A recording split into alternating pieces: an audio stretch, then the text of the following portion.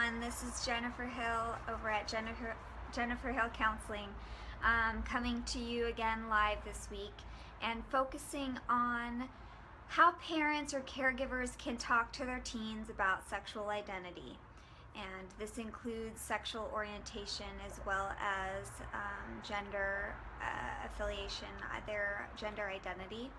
So this week, if you read my blog that's going to be posted at the end of the week, you will find several tips on how you can approach and communicate with your teenager. So during this stage of adolescence, teens are struggling with even discovering their anatomy of their own body, and if we don't encourage them and support them, then the rates of those that are not able to self-identify with who they are or don't feel like they fit in, there's higher rates of suicide, isolation, prejudices, and lacking support from both peers and family members. So we need to pay attention to that. We need to educate and surpass the stereotypes.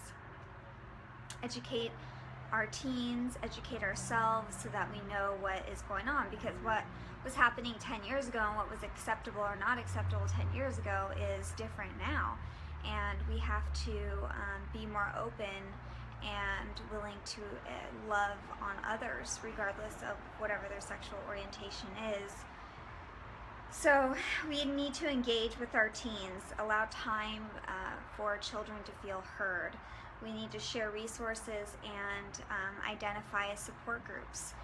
PFLAG meets monthly, which is parents and families and friends of lesbians and gay individuals. So that is a really good organization. You can look them up online.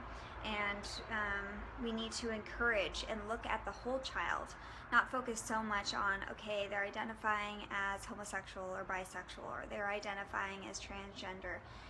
No, we need to still encourage them to be a teenager. You know, they go to dances, they have friends and sports and hobbies and all of those things. So we need to also build trust with our teens and let them know that we are approachable, but also that we'll maintain their secret until they decide they want to, quote, come out and let others know. We need to praise them for when they do disclose intimate issues with us. We need to be aware of our own biases and prejudices. I mean, the way that we grew up in our generation is going to be much different than, the millennials, and much different than my parents or my grandparents.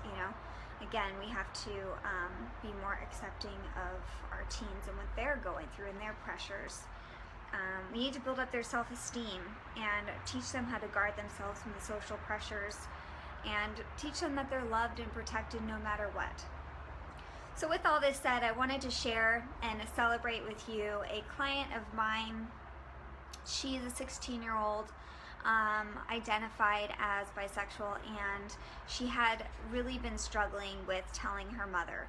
Her biological father completely stepped out and was into drugs up until pretty much her entire life, so she really doesn't have a relationship at all with her biological father, but she lives with her mother. And we had a session with her and her mother and talked through it. It was such a wonderful thing to observe, both of them coming together, and my client, Jane Doe, we'll call her, she just felt so loved and protected and accepted no matter what by me, but especially her mother, and that was an exciting thing. So their relationship has grown and their bond has grown, and I see nothing but continued progress for them. So good job for Jane Doe. And if you guys have any questions, leave the comments below or go on my website for additional resources, or email me anytime. Have a great week.